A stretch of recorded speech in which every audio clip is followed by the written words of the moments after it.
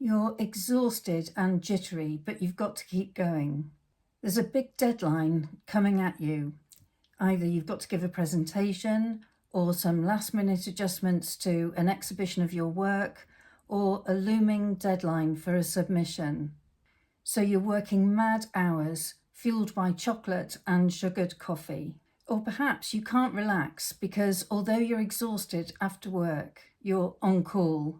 You could be phoned at any time, so you've got to be ready and you've got to be sharp. Aiming to be ready for action, you stay alert with Red Bull and pizza. I've had clients who are writers and artists who have to deal with the former of these situations, and doctors who have to deal with the latter. All of them used food to drive themselves through the exhaustion and keep going. And this was despite knowing that not only did this not really solve the problem, it often actually made it worse. When you're wired and tired, there are two things going on. On the one hand, you're shattered, and on the other, you're agitated. Which one do you address, and how do you deal with it? I'm going to explain why, when you reach for food, you're trying to deal with the wrong half of the tired-wired equation. I'll explain what can help you reboot your mental energy and how you can do this in as little as 5 minutes so that you can complete what you need to do without taking a load of unhealthy food on board. In this video, we're going to look at why you're reaching for food in the first place. You're reaching for food because you're equating food with energy. So far, so good.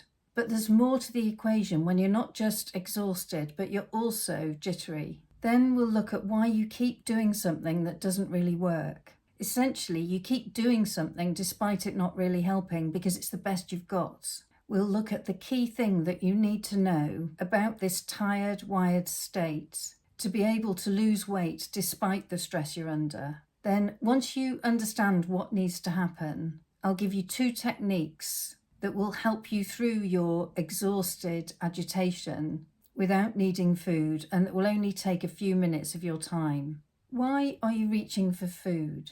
At first glance, it makes sense. Food gives you energy. You're in a massive energy slump right now. So if you eat, you'll get a boost, right? Wrong.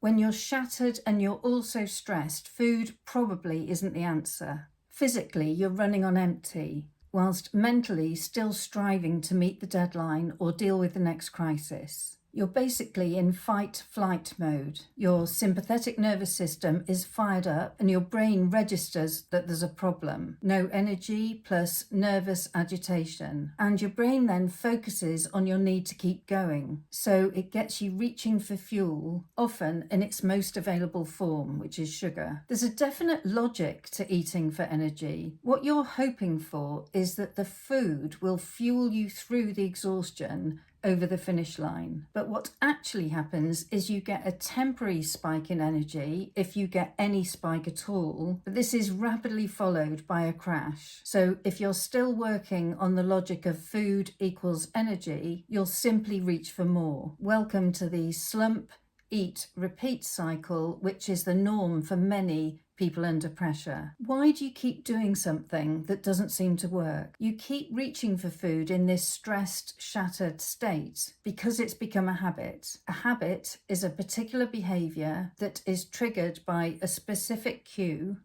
in a particular context. You keep eating for energy because that's become a habit. The cue is feeling exhausted, and the context is having to keep going. Eating for energy became a habit in the first place, probably because to begin with, it partially worked. When something works for us, even if it's only partly, we keep doing it.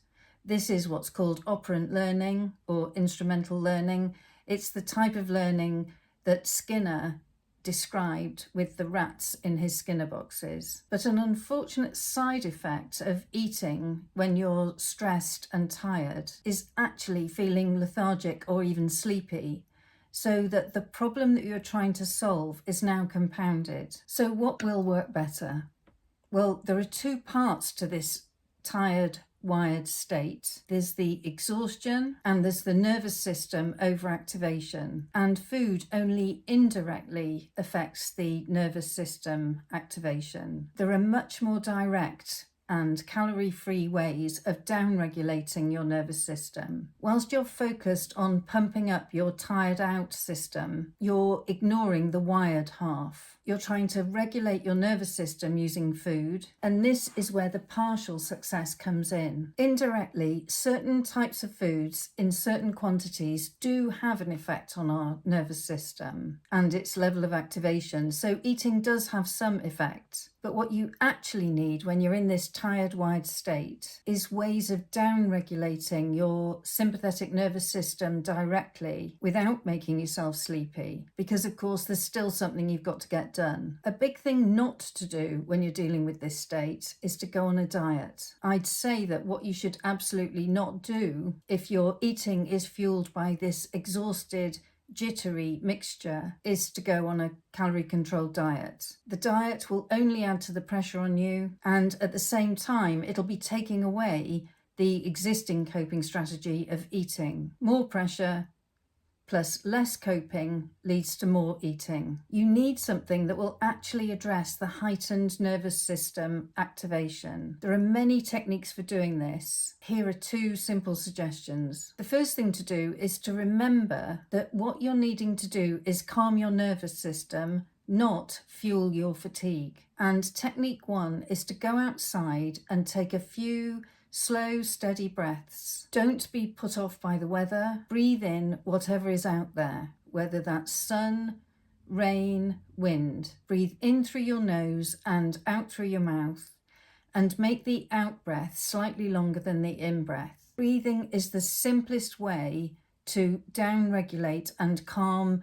your overactivation of your nervous system. It'll do the job more directly and will serve you much better than grabbing that snack. If you have no access to the outdoors, here's an alternative. This technique is non-sleep deep rest, NSDR for short, also known as yoga nidra. This technique involves relaxing different parts of your body as you rotate your awareness. Rotating your awareness like this keeps you alert, and NSDR has been shown to be highly effective at reducing nervous system activation. Depending on how much time you can take to do this, you can choose an NSDR track that you've got time for. If you Google NSDR or Yoga Nidra, you'll find lots of videos on YouTube starting from about 5 minutes upwards.